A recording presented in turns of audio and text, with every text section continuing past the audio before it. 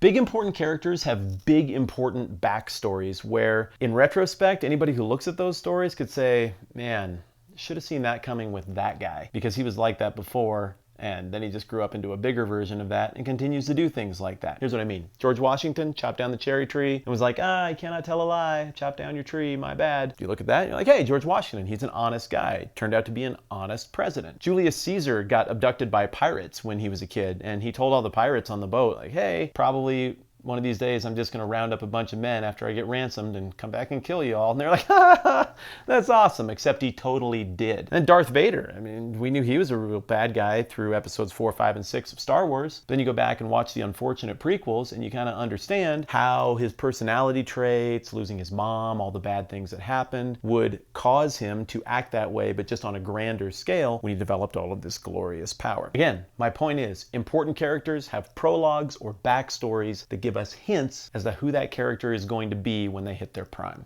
So the show's called the 10-Minute Bible Hour. At some point, they had to figure I was going to be talking about Jesus. Well, this is that point. Jesus is no exception to that rule. He has a fabulous backstory that's filled with mystery and anticipation, and it's supposed to help the reader understand who Jesus is going to turn out to be and what that means for you. The most detailed account of this Jesus prologue occurs in the book of Luke. Now, surprisingly, this thing was written by a guy named Luke. Luke's actually the most prolific author, or contributor rather, to the New Testament. He wrote not as many books as the Apostle Paul, but he wrote a larger sheer word count. And he really contributes on the historical front. Luke gives you the history of the whole Jesus thing, who he was, where he came from, what he did, how he built things, how he died, how he came back to life. And then what happens after that occurs in the sequel, the book of Acts, where Luke gives us the whole story of how the church persisted apart from him, how the Holy Spirit showed up, and then how the church spread all around the Mediterranean world. The book of Luke is divided into 24 chapters, and the first 2 account for the prologue, the backstory about Jesus. But of those first 2, the first 4 verses give us a little bit of a description of who Luke is and what he's going for with the whole thing. So in this first part of this 2-part episode, I'm just going to deal with that. Who is this guy? What is the book about? Where did it come from? How is this happening? And in the second part of this 2-part episode, I'll get into the actual narrative that Luke gives us about the backstory of Jesus. Getting started with Luke 1 through 2. It says, "Many have taken to draw up an account of the things that have been fulfilled among us, just as they were handed down to us by those who from the first were eyewitnesses and servants of the word." The 2 things that I see here. First of all, the thesis of the book is right in that first sentence. Fulfilled is the key word. I know that people watch this show who are completely in on the Jesus, Christianity, religion, theism thing. I know there are people who watch this show who are completely skeptical of all of that stuff. I tend to consider myself to be skeptically oriented toward things, but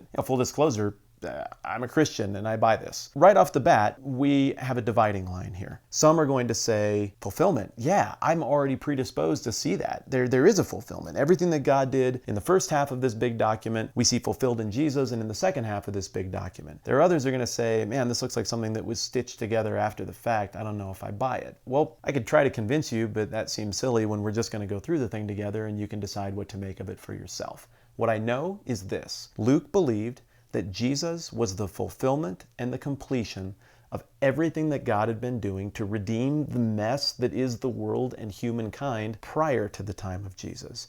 There's a whole relationship with the people of Israel and a bunch of things that are going on there that you can catch in my introduction to the book of Acts. I won't get into all the details now, but all of that stuff in Luke's mind pointed to Jesus, who would be the completing factor in God's plan to redeem all things. The second thing I take away from these couple of verses is that Luke obviously wasn't there for any of this stuff. He's acknowledging that he did the research secondhand. And we know that he comes up in the book of Acts, and he was a traveling companion with Paul, but he wasn't here for this.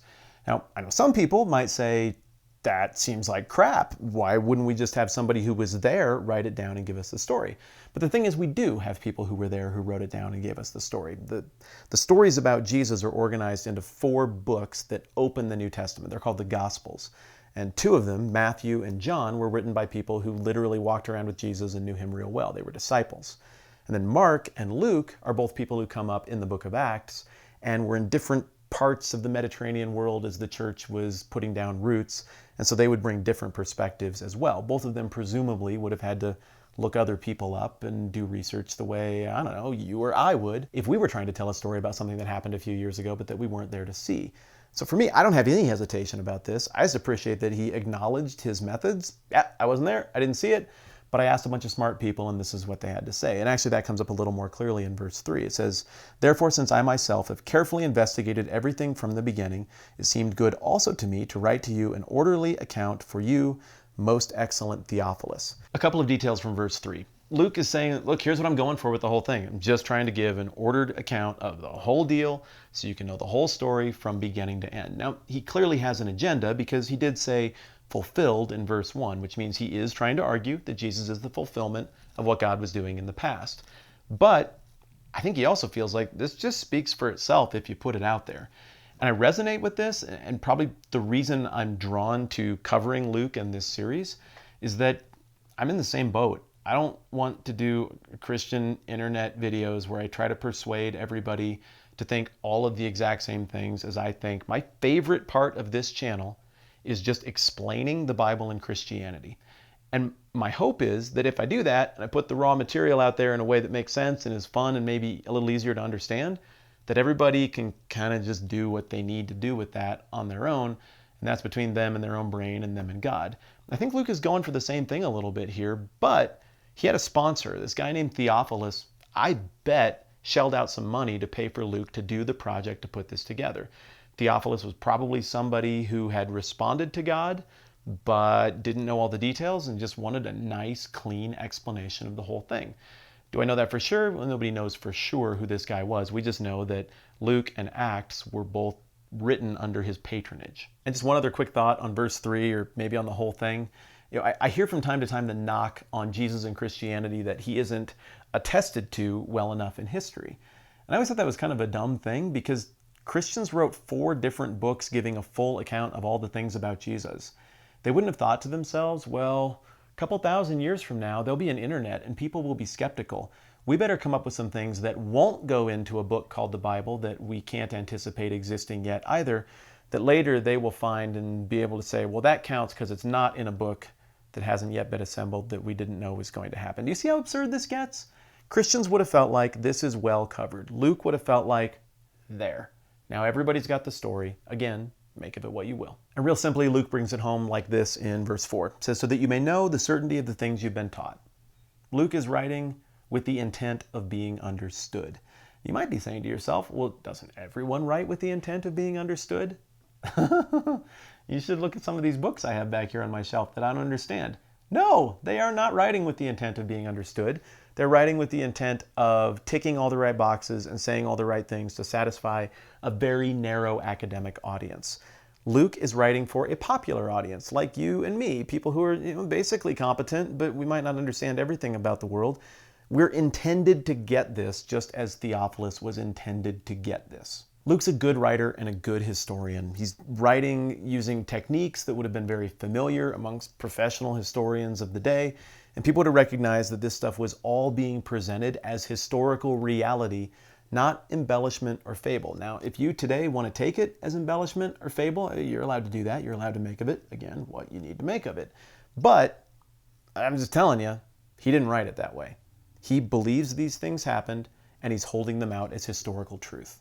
Okay, in wrapping up, here's some themes that I want to ask you to keep your antenna out for as we go through. 5 quick ones. First of all, Jesus is vindicated. We're going to see the theme developed that Jesus is wrongly accused of a bunch of stuff, but that he actually was the Son of God all along. He actually was the Messiah, and that he was wrongly killed. Additionally, that theme of fulfillment. Jesus is the fulfillment of what God was doing in the past. He's been working on this whole redemption, salvation thing for a long time, and now he's making it available to everybody and realizing that through the work of Jesus. Third, Jesus talks a ton about his relationship with his Father, who's God, the God of Abraham. And fourth, Jesus is going to talk about the kingdom a lot. And the 5th big thing I want you to be keeping an eye out for is Luke's implicit suggestion that you, the audience, fit into this story somewhere. That you're a part of this thing and that you belong in this thing. And the ball's in your court to figure out what that looks like and what you ought to do in response to this very compelling story. So that's it for the prologue to the prologue. We'll get into the prologue to the life of Jesus that starts in verse 5 of Luke chapter 1 next time around. In the meantime, I'm Matt Whitman. This is the 10-Minute Bible Hour. And if you like what's going on and I've earned your subscription, I would be grateful if you'd click that little red button and stay with me through this whole thing. I think we'll have a lot of fun. See you soon.